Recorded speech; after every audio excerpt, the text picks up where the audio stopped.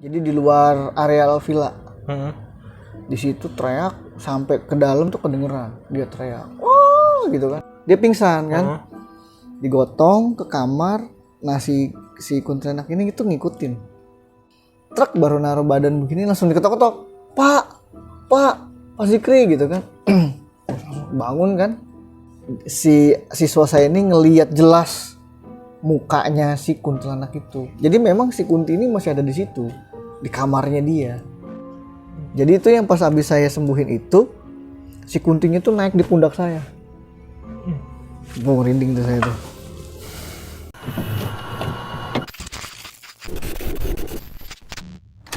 Assalamualaikum warahmatullahi wabarakatuh. Welcome to back my channel Selatan Jakarta. Kali ini bersama gua Bay di segmen Tamat Tempat Keramat.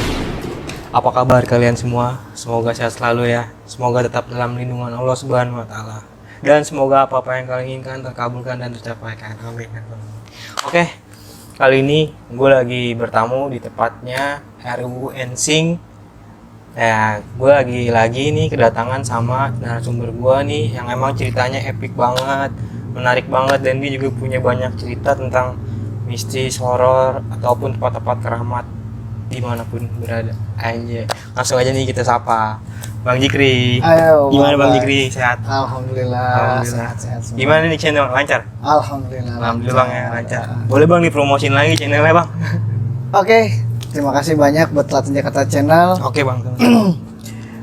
Buat teman-teman sekalian yang udah nonton videonya Selatan Jakarta Channel, mungkin bisa dibuka untuk channel kami nih di RUU Ensing. RUU Ensing tuh teman-teman ya. Kepoin juga ya RUU Ensing. Buat teman-teman yang suka musik, yang suka komedi ataupun horor, langsung aja nih kunjungin channelnya RUU Ensing. Oke. Oke, untuk mempersiapkan waktu, kita akan menanyakan nih sebuah apa sih yang mau dibawain Bang Jikri malam ini Bang? Kalau kisi-kisinya nih, jadi waktu itu kita sempat ngajar, terus ada satu momen dimana kita keluar waktu itu ke puncak, itu acara pas di jurit malam. Nah itu adalah salah satu murid dari saya itu dia kesurupan. Oke Bang, maaf di skip dulu Bang ya. Oke, untuk teman-teman yang belum subscribe, ayo bantu channel kami dengan cara subscribe dan like, komen, dan jangan lupa juga nyalakan loncengnya agar kalian tidak tertinggal video-video terbaru dari kami. Oke, tanpa berlama-lama kita langsung aja masuk ke ceritanya.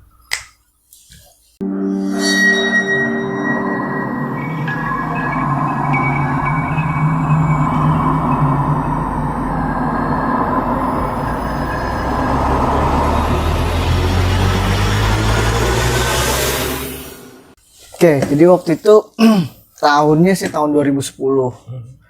2010 itu jadi ada satu acara di mana kita bikin acaranya itu di puncak daerah Cisarua. Itu memang acara tahunan. Dan waktu itu kebetulan saya sebagai PIC guru yang memang bertanggung jawab untuk satu segmen lah ya. Jadi waktu itu kita punya satu momen di pas malam itu namanya jurit malam.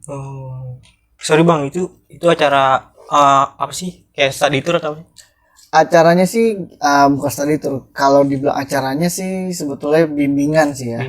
Bimbingan. Cuma memang pada saat kita sewa sebuah villa, emang jadi kebiasaan tahunan lah ya. Dulu kita sewa satu villa.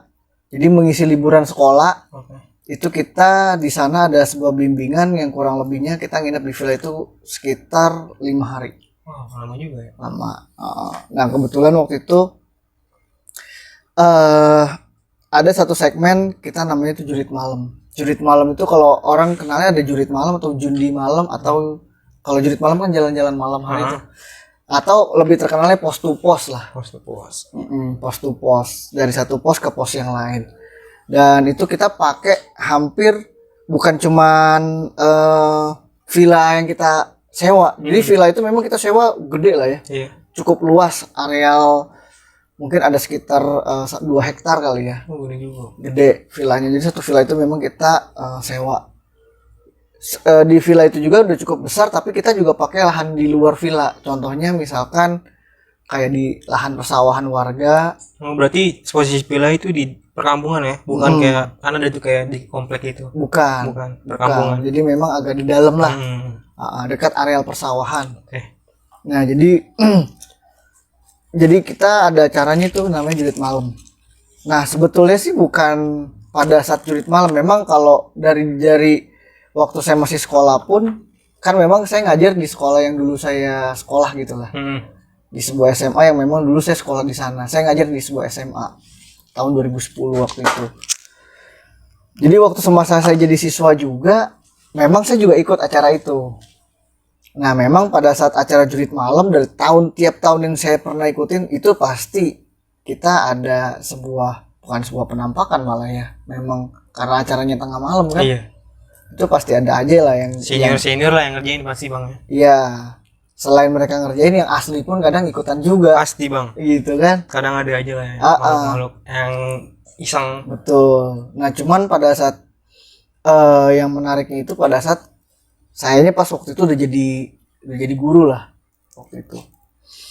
Sebetulnya kejadiannya bukan pada terjadinya itu sebelum acara jurit ini berlangsung sebenarnya. Si siswa saya ini mengalami gangguan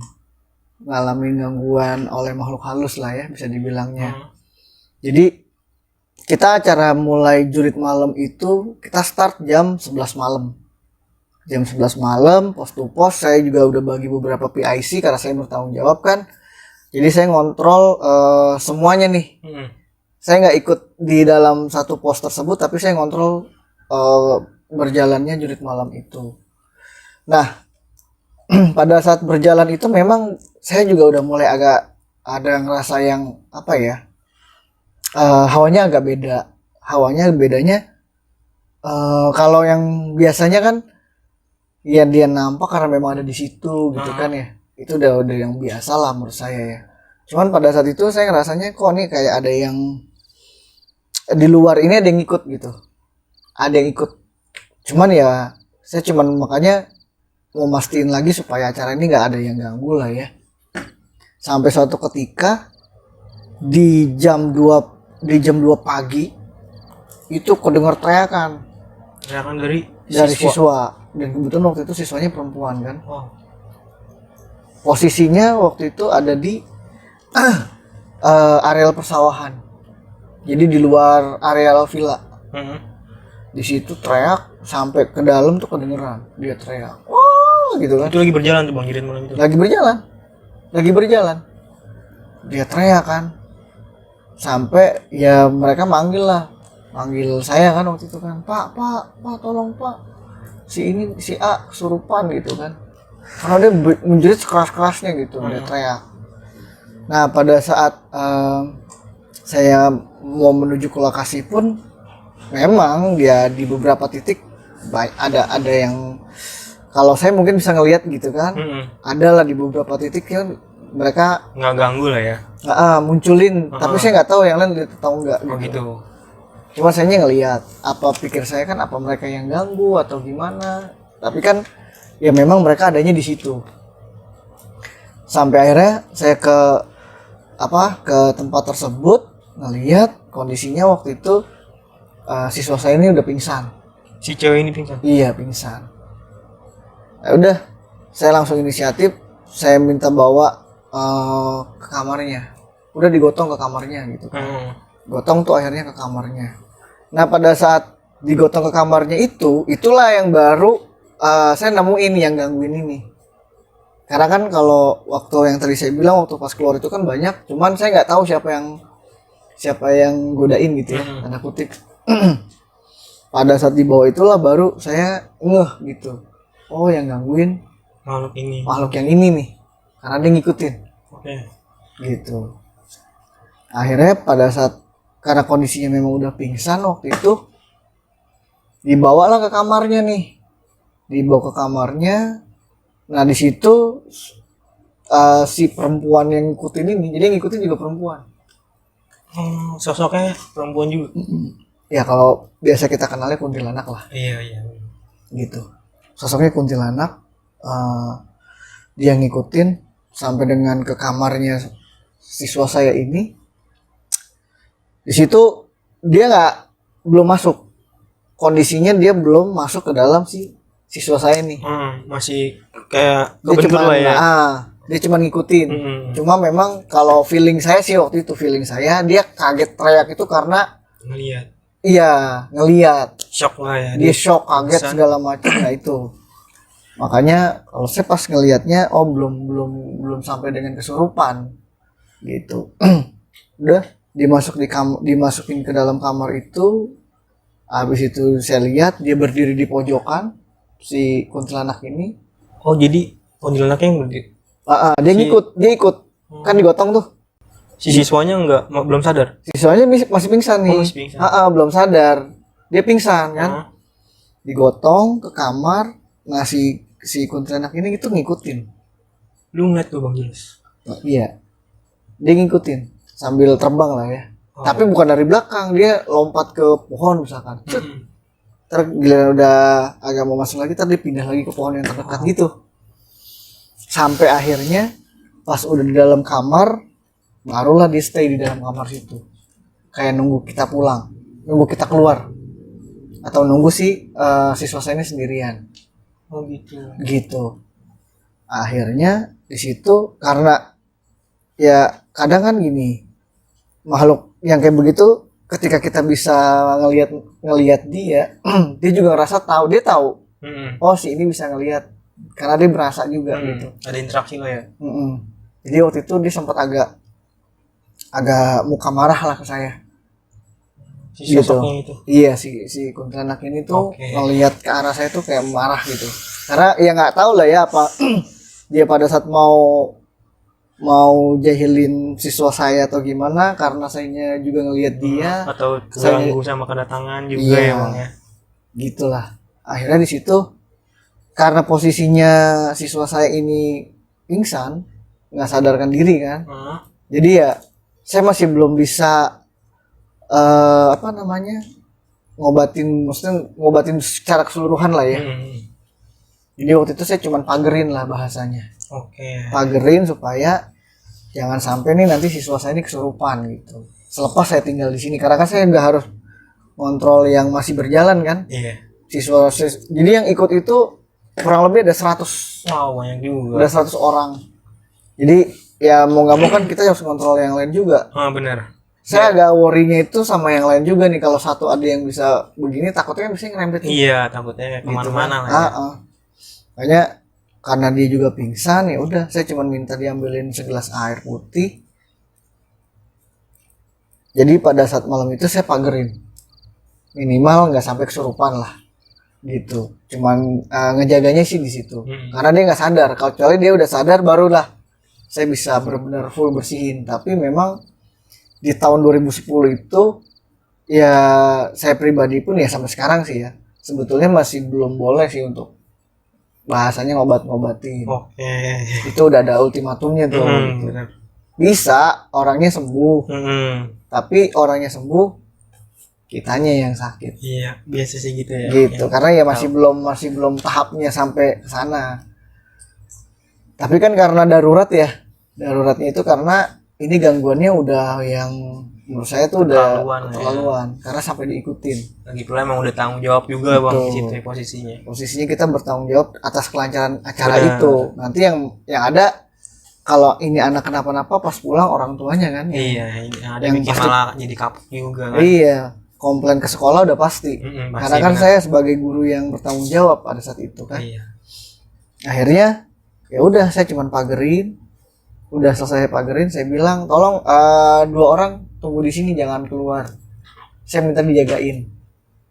Gitu. Sambil ya saya bilang kalau itu, bisa. Maaf Bang, itu minta tolong temenin sama temannya atau sama guru-guru situ? Senior. Senior. Jadi senior kan kalau yang ini kelas 10 ya. Oh gitu, iya. Kelas 1 SMA. Yang kena ini, jadi acara itu memang khusus untuk kelas 10. Siswa baru lah ya. Siswa baru. Bener. Bimbingan ini. Jadi saya minta untuk ditemenin sama yang seniornya nih, kelas 11 sama yang kelas 12-nya, yang perempuannya nih. yang nemenin si perempuan ini gitu. Jadi saya minta tolong kamu tunggu di sini ya, Oke. jangan ditinggalin adik kamu gitu. Oh iya Pak. Udah saya balik lagi sampai dengan acaranya selesai, alhamdulillah nggak ada gangguan Itu sampai jam berapa bang kelar acara? sampai subuh. Subuh. Sampai Dari subuh jam 11. dari jam 11. Oke. Jadi jam 4 pokoknya menjelang subuh, setelah itu kita sholat subuh berjamaah, baru kembali ke villanya masing-masing istirahat. Jadi kita sewa areal villa dan itu ada kamar-kamarnya nih banyak gitu kan. Satu areal tuh gede banget. Saya inget jam 5:30 pagi. Jadi kita jadi saya waktu itu pas mau tukeran shift sama temen lah, bukan tukeran shift, maksudnya gantian gitu. Karena kan saya udah pegang acara malam nih. Saya juga belum istirahat. Biar ngontrol pagi temennya. Iya, jadi siswa juga waktu itu saya kasih mereka untuk bisa tidur dulu, istirahat, karena nanti jam 9-nya kita ada acara lagi. Jadi mereka tuh full acara malam, istirahat sebentar, nanti jam 9 harus sudah ada acara lagi gitu kan. Nah jadi waktu itu saya minta untuk guru yang lain untuk nyiapin lah yang di jam 9 buat jam 9 buat acara nanti. selanjutnya lah ya. Karena kan saya juga belum istirahat. Itu saya ingat saya baru mau naik tidur lah sekitar jam 5:30 pagi. Tiba-tiba kamar saya langsung gedor-gedor. Bener Sama murid saya juga, sama siswa saya juga. Saya baru naik tidur lah. Baru naik ke atas tempat tidur, baru rebahan. Truk baru naruh badan begini langsung diketok-ketok. Pak Zikri gitu kan. Bangun kan. Baru juga naruh badan gitu. Saya buka pintu kan. Kenapa? Si A kesurupan. 5:30 pagi tuh. Hah? Pagi-pagi tuh bang. Pagi-pagi. Saya bilang kan, kayaknya nggak mungkin deh kesurupan, saya bilang gitu. Enggak Pak, kesurupan, cepetan Pak ke kamarnya. Jadi lokasi kamarnya agak jauh. Dari kamar saya kan memang dia yang bagian putri lah. Iya. Jadi kan yang putra putri itu dipisah. Untuk area kamarnya, jadi nggak jadi satu gitu. Ya udah tunggu, saya bilang. Nanti saya ke sana. Akhirnya saya ke dalam dulu, saya ambil wudhu dulu. Setelah saya ambil wudhu, ya udahlah, saya sekedar persiapan sedikit lah ya. Zikiran sedikit, sambil di jalan juga saya sambil zikiran. Sampai di kamarnya itulah saya lihat, oh enggak kesurupan. Cuma memang dia ketakutan. Siswa saya ini ketakutan banget dah. Yang semalam pingsan itu? Iya. Kondisinya dia sadar nih, bangun, cuman ketakutan. Mungkin trauma kali bang. Terus saya bilang gini, oh kamu nggak kesurupan kan? Saya bilang gitu. Enggak Pak, enggak. Iya saya tahu, saya bilang. Kamu ngeliat kan? Iya Pak, mukanya serem. Jadi dia memang kondisinya waktu itu istilahnya belum saya bersihin secara keseluruhan. Iya. Terus matanya juga masih bisa ngelihat. Gitu. Jadi si siswa saya ini ngelihat jelas mukanya si kuntilanak itu. Jadi memang si kunti ini masih ada di situ, di kamarnya dia. Dari sejak saya tinggal malam itu masih stay di situ. Saya pikir juga ya apa kalau memang dia tujuan yang ganggu kan pagi pasti dia pergi atau gimana kan. Iya. Ternyata masih di situ, bener ditungguin gitu, beneran ditungguin. Itu sampai akhirnya oh ya udah, saya bilang semalam kan saya mau bersihin kamu kan, kondisinya karena kamu pingsan jadi saya belum tuntas. Saya tuntasin sekarang. Kamu mau nggak? Iya Pak, mau, saya takut mukanya serem, dia bilang gitu kan. Saking ketakutan anak-anak gimana sih? Benar. Anak baru lulus panik SMP, pasti. baru masuk SMA kan, kelas 10 waktu itu. Lagi perempuan gitu ya. Cewek, perempuan. Akhirnya saya minta lagi tuh air putih segelas. Saya minta sedikit, saya bacain lah ya. Saya zikirin, saya bacain. Terus saya pesan sama siswa saya kan, air ini setengahnya kamu minum, terus setengahnya kamu cuci muka, sisanya kamu basuh kepala. Saya bilang gitu. Mau nggak? Mau Pak, dia bilang gitu kan. Ya udah. Akhirnya habis saya bacain air itu, saya bersihin dulu badannya. Saya bersihin. Setelah saya bersihin badannya, air ini tadi saya suruh dia minum. Dia minum setengah, terus dia ke kamar mandi, dia cuci muka, sisanya dibasuh kepalanya, disiram. Pada saat disiram kepala itu loh, saya langsung bereaksi. Saya langsung muntah-muntah, tapi nggak ada yang keluar dari mulut saya. Sayanya nih, Itu abang ngerasain apa tuh pas begitu? saya tiba-tiba aja pundak saya berat. Kayak jadi pas dia siram kepala itu langsung kayak, nih saya nih, langsung pluk, di pundak saya, pluk, gitu. Di pundak saya nih. Kalau cerita itu merinding tuh saya tuh. Sampai sekarang tuh nggak bakalan saya lupain itu. Tapi abang maksudnya pas pundak berat itu abang ngeliat nggak sih ada apa gitu? Ngerasain gitu? Jadi gini, kalau sifatnya kalau dia masih belum masuk ke saya masih bisa lihat. Tapi ketika dia udah nempel di saya nih, saya nggak bisa lihat. Oh gitu. Kalau di saya ya, kan mungkin kalau orang saya nggak tahu lah ya. Beda-beda lah ya. Beda-beda. Kalau di saya begitu. Jadi kalau belum nempel di badan saya masih bisa lihat. Tapi kalau udah nempel di badan saya nih, saya nggak bisa lihat. Saya nggak bisa lihat dan saya pun nggak bisa nyembuhin untuk diri saya sendiri. Iya sih. Gitu. Kayak kita nggak bisa ngeliat rambut sendiri lah ya. Iya benar. Kita mau lihat rambut nggak bisa kan, mesti Iya. pakai cermin. Istilahnya begitulah. Oke. Saya langsung muntah-muntah tuh. Tapi nggak keluar. Cuman uek-uek aja. Berasanya mual banget. Perut kayak di apa? Kayak di kuras. Tapi nggak ada yang keluar. Wah, pada saat itu juga saya langsung tepar. Pundak berasanya berat banget. Terus si siswa itu gimana bang? Nah, siswa saya sembuh. Oh udah mendingan. Dia udah nggak bisa ngelihat lagi. Oh udah sembuh. Sembuh. Jadi memang dulu waktu masih ada ya almarhum, kita manggilnya kakek lah ya, engkong lah bahasanya. Kalau saya manggilnya baba. Jadi waktu masih ada almarhum baba, saya sempat dipesenin, kamu bisa nyembuhin orang, kamu sembuhin yang kayak misalkan kayak kesurupan, ketempelan, mungkin kamu bisa sembuhin orang itu, tapi resikonya kamu yang sakit. Waduh. Jadi memang waktu itu saya udah diwanti-wanti, untuk saat ini lebih baik jangan dulu daripada nanti kamunya yang sakit. Gitu. Intinya saya masih belum bisa untuk bentengin diri sendiri supaya nggak kena gitu. Mungkin bisa nyembuhin, tapi orang yang saya sembuhinnya sembuh, sayanya yang sakit. Dan itu kejadian di saya. Ya karena tadi sih mikirnya kan acara tanggung jawab ada di saya. Pada saat nanti misalkan anak ini pulang nanti kenapa di rumah, orang tuanya udah pasti komplainnya ke sekolah. Pasti sih bang.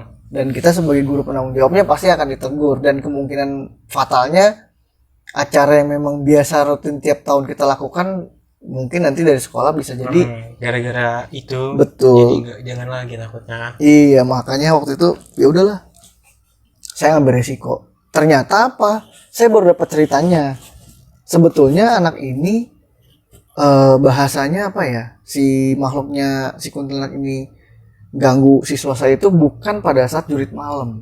Dan saya baru taunya itu pas si kunti ini nempel di badan saya. Jadi itu yang pas habis saya sembuhin itu, si kuntinya itu naik di pundak saya. Merinding tuh saya tuh. Tahun 2010 tuh. Jadi pada saat saya sembuhin siswa saya, pas dia siram, si kuntinya ini langsung lompat ke badan saya. Karena apa? Dia udah nggak bisa kesini.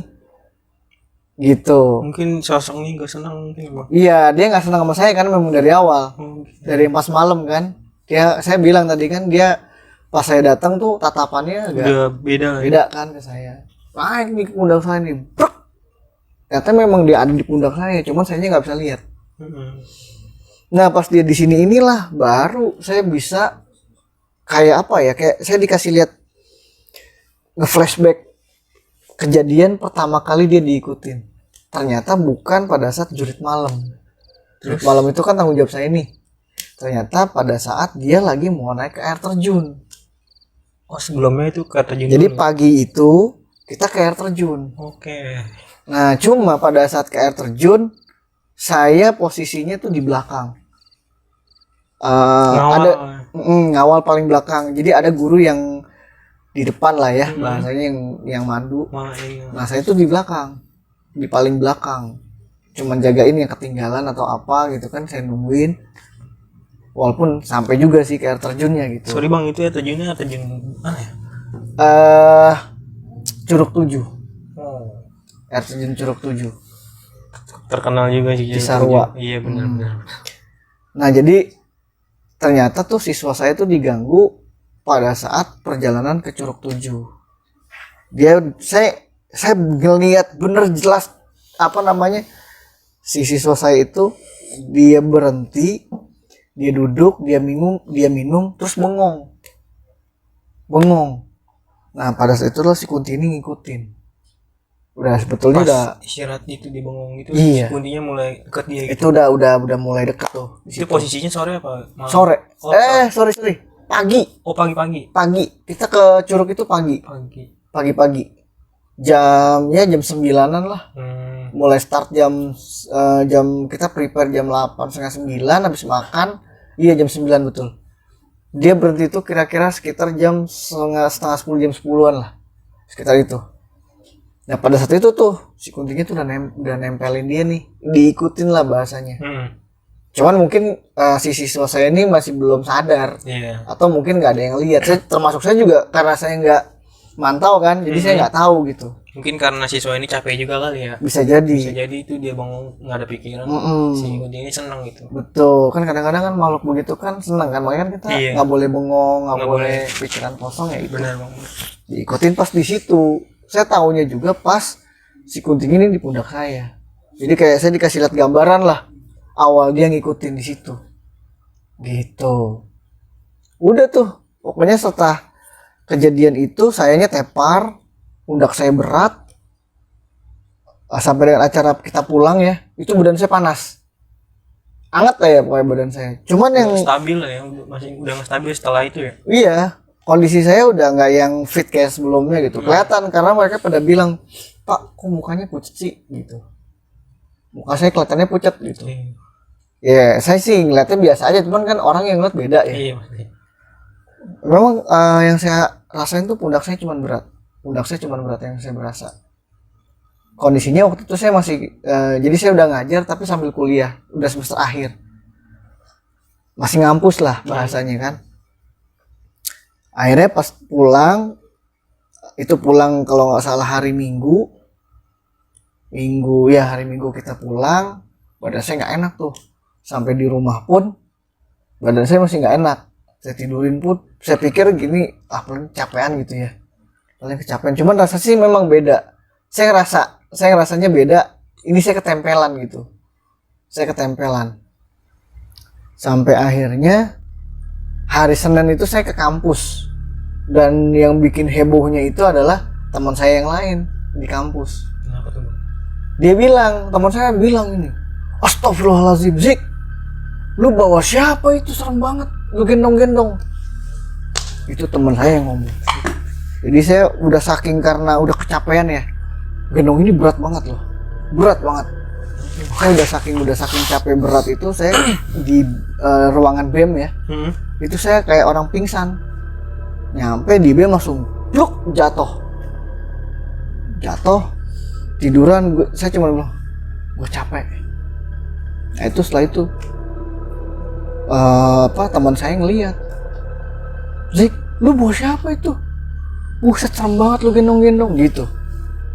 Saya kondisinya udah nggak ngeliat. Cuma pas saya mau pulang, kan saya sempat agak kayak ketiduran tuh di BEM. Dibangunin tuh jam 5, saya ingat banget itu. Zik, pulang nggak lu, udah sore. Saya ketiduran tuh, ada teman yang bangunin kan.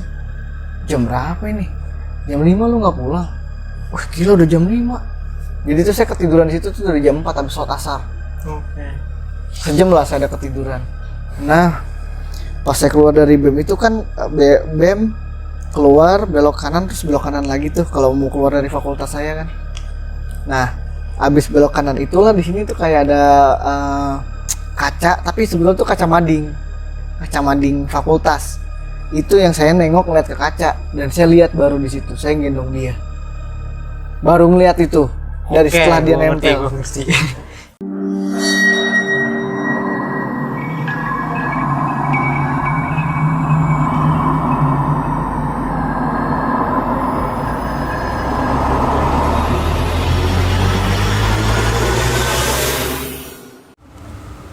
Oke bang, thank you banget nih bang, menarik banget. Tapi ada nih bang yang nyangkut, gue penasaran. Yang gue mau tanya ini, kira-kira nih Bang ya, setelah itu, lu tahu nggak sih maksudnya kenapa dia bisa digangguin sama sosok itu? Jadi kalau yang dari penglihatan gue pas dia nempel di badan ya, karena tadi ya itu tadi yang gue bilang, siswa gue ini pikirannya kosong, entah karena kecapean, karena memang acara kan panjang tuh. Sebelum sampai kita mau ke Curug, 3 hari sebelumnya itu memang acara kita itu padat full. Kayaknya dia kecapean, terus pikirannya kosong. Dan kita kan juga bukan yang di penduduk situ gitu kan. Ya boleh dibilang ini makhluk jahil gitu, jahil. Emang tujuannya itu untuk mau mengganggu si siswa saya ini. Tapi bukan karena dia nggak senang kedatangan siswa saja, orang-orang ramai gitu, bukan karena itu. Kalau sejauh yang saya lihat ya, kan saya ngelihatnya karena yang pas tadi itu dia nempel ya, itu sih maksudnya dia untuk di siswa saya sendiri dia istilahnya nggak melakukan nggak aneh-aneh lah ya. Enggak, mulai aja dari berperilaku maupun bertutur kata tuh nggak yang sembarangan lah ya, bahasanya enggak. Cuma kondisinya kalau yang saya lihat si siswa saya ini kecapean, terus pas dia istirahat itu dia bengong, pikirannya kosong. Ya ini makhluk masuk nempelin gitu. Bahasanya sih waktu itu dia mau masuk ke badannya. Mau ya sewaktu-waktu entah kapan langsung bisa kesurupan lah bahasanya gitu ya. Cuman alhamdulillah waktu itu nggak terjadi, belum sampai gitu ya. Belum sampai kesurupan. Ada lagi nih Bang, sorry satu lagi nih. Lu pas ngeliat di mading itu sosok itu gimana sih? Jadi gimana ya? Yes, dia pakai dress putih panjang seperti biasa gambaran kuntilanak lah ya. Dress putih panjang, rambutnya panjang, out-outan kan ke bawah tuh. Nah, anjir, ngelinding gua. Pas kebetulan ketemu mata nih sama gua. Ketemu mata, maksudnya gua ngelihat dia ngelihat gitu loh. Gua ngelihat mata dia ngeliat mata gua gitu loh. Ketemu mata, pas di mading tapi ya. Nah, itu yang sorot matanya itu kayak yang memancarkan amarah ke gua. Darah-darah nggak sih Bang? Enggak kayak gitu. Oh enggak. Cuman kan mukanya pucat putih, pinggir mata sininya hitam. Cuman kalau kita kan di mata kita nih kan ada bola matanya ya. Iya. Hitamnya ini kan. Kalau dia tuh enggak, dia polos putih. Ngeliat ke arah. Pas ketemu mata itu, dia melotot ke gua. Anjrit, gua bilang. Serem banget. Aduh Bang. Udah tuh gue pasti sembuhin sama kakek gue, udah diwanti-wanti. Jangan dulu deh, jangan lagi ngobatin dulu deh kalau kamunya nggak mau sakit gitu lah intinya. Dipesenin kayak gitu sama Bapak? Dipesenin gitu. Oke guys. Menarik banget sih ceritanya. Ya kita bisa ngambil sisi positifnya, negatifnya kita buang jauh-jauh. Bahwa dari cerita ini bukan untuk menakut-nakuti kalian, melainkan hanya untuk sharing-sharing dan kita bisa lagi lebih baik untuk bertempat dimanapun berada ya Bang ya. Iya. Tuh. Kita lebih sopan lagi lah intinya, jangan kosong pikirannya, tetap jaga pikiran, jangan aneh-aneh pokoknya dimanapun. Oke Bang, ada pesan-pesan gak nih buat teman-teman kita? Oke, untuk teman-teman Jakarta Selatan Channel. Selatan Jakarta Channel. Untuk teman-teman Selatan Jakarta Channel, kemanapun kalian pergi, selain kita tetap jaga perilaku kita, tutur kata kita, yang paling harus kita jaga juga adalah pikiran kita. Bener banget. Jangan sampai kalian pikirannya kosong, karena yang begitu bisa juga nanti kita kena gangguan lah ya. Seperti yang dalam oleh siswa saya. Bener Bang, bener. Gitu. Udah. Oke Bang. Terima kasih banyak nih Bang buat waktunya nih. Makasih banyak Bang Abai. Udah dikasih kesempatan lagi kesini lagi, ketemu lagi nih Bang. Oke teman-teman yang mempunyai cerita horor ataupun mistis lainnya di tempat-tempat keramat yang kalian alami, kejanggalan apapun, bisa langsung saja hubungi email yang tertera di bawah ini ataupun DM Instagram Selatan Jakarta. Oke. Kunjungin juga tuh ya RUU Ensing. Oke, gua Abai undur diri. Kang Jikri, Ya, pamit. selamat dulu. malam. Assalamualaikum warahmatullahi wabarakatuh.